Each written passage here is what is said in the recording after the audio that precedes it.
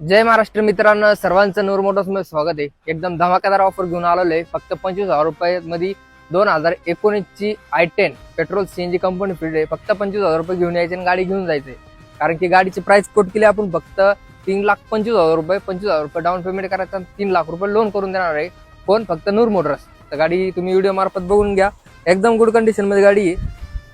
Tyre वगैरे एकदम नवीनच आहे। इंटरनल कुशन बिशन एकदम कडक स्टाइल में।